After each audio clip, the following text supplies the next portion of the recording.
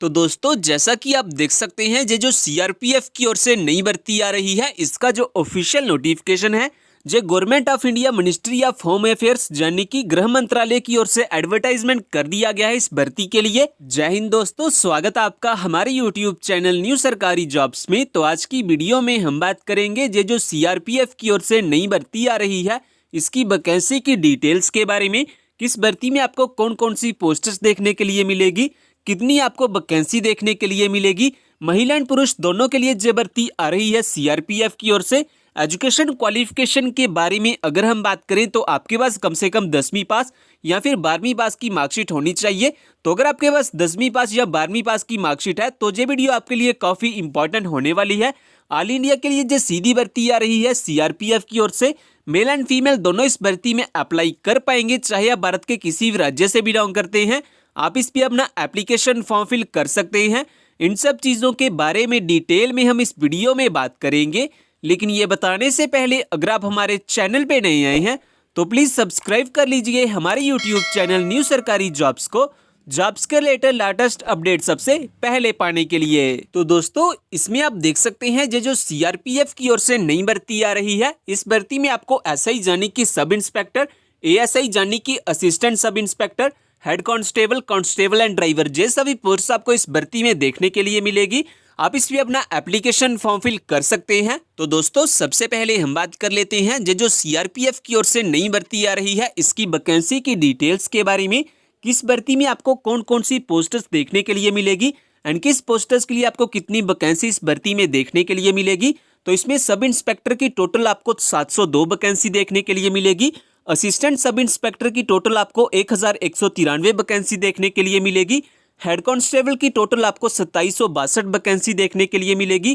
Constable की आपको 4829 vacancy देखने के लिए मिलेगी। ड्राइवर की आपको टोटल 1072 वैकेंसी देखने के लिए मिलेगी। And total number of vacancy की अगर हम बात करें जो सीआरपीएफ की ओर से एडवर्टाइजमेंट की गई है इस भर्ती के लिए, वो की है टोटल 10,558 वैकेंसी। तो ये बात होगी इसकी वैकेंसी की डिटेल्स के बारे में। इसके बाद हम बात कर लेते हैं मंथली सैलरी के बारे में कि अगर आपका इस भर्ती में सिलेक्शन हो जाता है तो मंथली सैलरी आपको कितनी दी जाएगी इस जॉब में। मंथली सैलरी के बारे में अगर हम बात करें, जो आपको सब इंस्पेक्टर की पोस्ट्स के लिए इसमें मंथली सैलरी दी जाएगी वो दी जाएगी 44,900 से लेकर 1,42,400 तक आपको मंथली सैलरी मिलेगी इस जॉब में। असिस्टेंट सब इंस्पेक्टर की पोस्ट्स के लिए आपको टोटल 35,400 से लेकर 1,12,400 तक मंथली सैलरी दी जाएगी। हेड कांस्टेबल की पोस्ट्स के लिए आपको टोटल 25,500 से लेकर 81,100 तक मंथली सैलरी दी जाएगी। एंड वही अगर आप कांस्टेबल या ड्राइवर में आपकी सिलेक्शन हो जाती है तो जो मंथली सैलरी आपको मिलेगी इस जॉब में वो मिलेगी 21,700 से लेकर 69,100 तक आपको मंथली सैलरी दी जाएगी इस जॉब में अगर आपका इस भर्ती में सिलेक्शन हो जाता है। तो ये बात होगी मंथली सैलरी के बारे में। तो दोस्तों इसके बाद हम बात कर लेते हैं एज लिमिट क्राइटेरिया के बारे में कि मिनिमम और मैक्सिमम कितनी होनी चाहिए अगर आप इस भर्ती में अपना एप्लीकेशन फॉर्म फिल करना चाहते हैं। तो अगर आप सब इंस्पेक्टर में अप्लाई करते हैं तो आपकी जो एज है वो कम से कम 18 से 30 साल के बीच बीच में होनी चाहिए। असिस्टेंट सब इंस्पेक्टर में अगर आप अप्लाई करना चाहते हैं तो आपकी जो एज है वो 18 से 25 साल के बीच बीच में होनी चाहिए। कांस्टेबल या हेड कांस्टेबल में अगर आप अप्लाई करते हैं तो आपकी जो एज है वो 18 से 25 साल के बीच बीच में होनी चाहिए। एंड लास्ट में अगर आप ड्राइवर में अप्लाई करते हैं तो आपकी जो एज है वो कम से कम 18 से 27 साल के बीच बीच में होनी चाहिए। इसके साथ साथ कुछ कैंडिडेट्स के लिए जहां पे रिलैक्सेशन भी दी गई है, जैसा कि जो कैंडिडेट ओबीसी से बिलोंग करते हैं उनके लिए 3 साल की रिलैक्सेशन दी गई है। एंड वही जो कैंडिडेट एससी या एसटी से बिलोंग करते हैं उनके लिए 5 साल की रिलैक्सेशन आपको मिलेगी एज लिमिट में। तो ये बात होगी एज लिमिट क्राइटेरिया के बारे में। इसके बाद हम बात कर लेते हैं एजुकेशन क्वालिफिकेशन के बारे में कि अगर आप इस भर्ती में अप्लाई करना चाहते हैं देन कौन सी पोस्ट्स के लिए आपके कौन से एजुकेशन सर्टिफिकेट आपके पास होने चाहिए। तो अगर आप सब इंस्पेक्टर की पोस्ट्स या फिर असिस्टेंट सब इंस्पेक्टर में अप्लाई करना चाहते हैं तो आपके पास कम से कम ग्रेजुएशन डिग्री होनी चाहिए। अगर आप हेड कांस्टेबल में अप्लाई करना चाहते हैं तो आपके पास कम से कम 12वीं पास की मार्कशीट होनी चाहिए। वही अगर आप कांस्टेबल की पोस्ट्स के लिए अप्लाई करना चाहते हैं देन आपके पास 10वीं पास की मार्कशीट होनी चाहिए। एंड अगर आप ड्राइवर में अप्लाई करना चाहते हैं तो आपके पास 10वीं पास की मार्कशीट होनी चाहिए। साथ ही में आपके पास अपना वैलिड ड्राइविंग लाइसेंस भी होना चाहिए। तो अगर आपके पास ये सभी एजुकेशन सर्टिफिकेट है, इनमें से कोई भी एजुकेशन सर्टिफिकेट आपके पास है देन आप इस भर्ती में सक्सेसफुली अप्लाई कर सकते हैं। और फ्रेंड्स अगर आपने जो हमारा टेलीग्राम चैनल है वो ज्वाइन नहीं किया हुआ तो आप हमारे टेलीग्राम चैनल को भी ज्वाइन कर सकते हैं। इस टेलीग्राम चैनल को ज्वाइन करने का फायदा आपको ये होगा कि जो भी जॉब की न्यू नोटिफिकेशन आएगी उसकी लेटेस्ट अपडेट आपको सबसे पहले इसी चैनल पे मिल जाती है।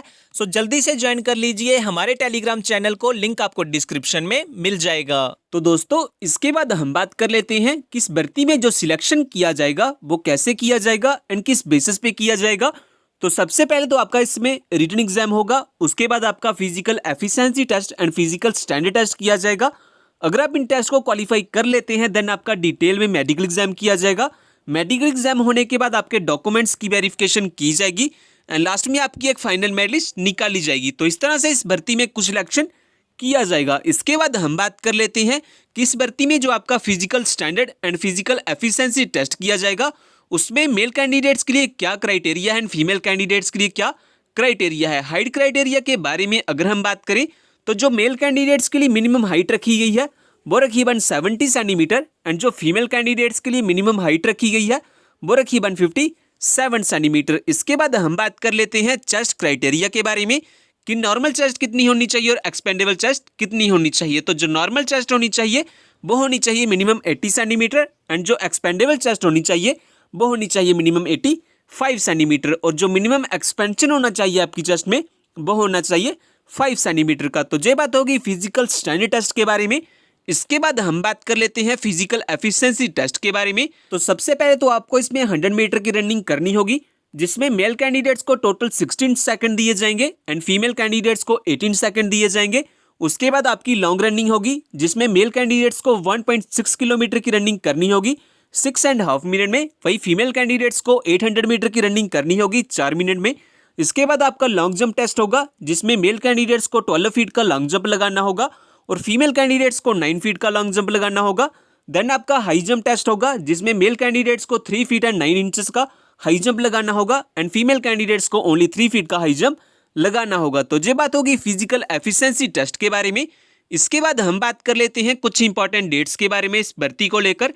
तो जो स्टार्टिंग डेट है एप्लीकेशन फॉर्म को फिल करने के लिए वो है 10 मार्च 2022, यानी कि 10 मार्च से इसके जो ऑनलाइन एप्लीकेशन फॉर्म है वो लगना स्टार्ट हो जाएंगे और जो लास्ट डेट है एप्लीकेशन फॉर्म को फिल करने के लिए वो है 15 अप्रैल 2022, यानी कि 15 अप्रैल तक इसके जो ऑनलाइन एप्लीकेशन फॉर्म है वो फिल किए जाएंगे। इसके बाद हम बात कर लेते हैं कि अगर आप एलिजिबल हैं और अप्लाई करना चाहते हैं इस भर्ती में देन आपके पास कौन कौन से डॉक्यूमेंट होना सबसे जरूरी है। तो सबसे पहले तो आपके पास अपना date of birth proof certificate होना चाहिए जिसमें आपकी डेट ऑफ बर्थ मेंशन की गई हो, जैसा कि आधार कार्ड या कोई मार्कशीट हो सकती है। इसके बाद एजुकेशन सर्टिफिकेट में आपके पास कम से कम 10वीं पास की मार्कशीट होनी चाहिए। इसके अलावा अगर आपके पास कोई अदर क्वालिफिकेशन या एक्सपीरियंस है अब वो भी अप्लाई कर सकते हैं एप्लीकेशन फॉर्म के साथ। इन सभी डॉक्यूमेंट्स के साथ साथ आपके पास अपना आधार कार्ड या फिर पैन कार्ड होना चाहिए एज आइडेंटिटी प्रूफ। और अगर आप SC ST या OBC से बिलोंग करते हैं और रिलैक्सेशन पाना चाहते हैं देन आपके पास अपना कास्ट सर्टिफिकेट भी होना चाहिए एंड आपके पास 4 पासपोर्ट साइज फोटोग्राफ भी होने चाहिए। तो अगर आपके पास ये सभी डॉक्यूमेंट्स हैं तो आप सक्सेसफुली अप्लाई कर सकते हैं इस भर्ती के लिए। इसके बाद हम बात कर लेते हैं एप्लीकेशन फॉर्म की फीस के बारे में कि अगर आप इस भर्ती में अपना एप्लीकेशन फॉर्म फिल करना चाहते हैं देन आपको एप्लीकेशन फॉर्म फीस पे कितनी करनी होगी। तो अगर आप जनरल कैंडिडेट्स हैं या फिर OBC के कैंडिडेट्स हैं तो आपकी जो एप्लीकेशन फीस लगेगी एप्लीकेशन फॉर्म को फिल करने के लिए वो लगेगी 200 रुपये। वही अगर आप EWS SC ST या फीमेल कैंडिडेट्स हैं तो आपकी जो एप्लीकेशन फीस लगेगी एप्लीकेशन फॉर्म को फिल करने के लिए वो लगेगी 100 रुपये। और जो अप्लाई मोड रहेगा इस भर्ती के लिए वो रहेगा ऑनलाइन। आपके ऑनलाइन एप्लीकेशन फॉर्म फिल किए जाएंगे, आप अपना ऑनलाइन एप्लीकेशन फॉर्म फिल कर सकते हैं। इसके बाद अगर हम बात करें कि अगर आप इस भर्ती के बारे में ज़्यादा जानना चाहते हैं, जैसा कि इस भर्ती का अगर आप ऑफिशियल नोटिफिकेशन पाना चाहते हैं, इस भर्ती में ऑनलाइन अप्लाई करना चाहते हैं या फिर हमारा टेलीग्राम ग्रुप ज्वाइन करना चाहते हैं तो इन सभी के लिंक आपको हमारी वेबसाइट पे मिल जाएंगे। वेबसाइट का लिंक मैंने डिस्क्रिप्शन में दिया हुआ है, आप वहां से आके सब चेकआउट कर सकते हैं इस भर्ती के बारे में। इसके साथ साथ दोस्तों ये जो इंडियन रेलवे की ओर से नई भर्ती आ रही है, अगर आपने जे वाली वीडियो नहीं देखी हुई तो आप जे वाली वीडियो भी देख सकते हैं। इस भर्ती में आपको ticket collector, goods guard and clerk जैसे सभी पोस्ट आपको इस भर्ती में देखने के लिए मिलेगी। इस भर्ती के ऑनलाइन एप्लीकेशन फॉर्म फिल किए जाएंगे, आप इस पे अपना एप्लीकेशन फॉर्म फिल कर सकते हैं। एजुकेशन क्वालिफिकेशन के बारे में अगर हम बात करें तो आपके पास कम से कम 10वीं पास या 12वीं पास की मार्कशीट होनी चाहिए। ज़्यादा जानकारी के लिए अब वाली वीडियो भी देख सकते हैं उस वीडियो का लिंक आपको डिस्क्रिप्शन में मिल जाएगा।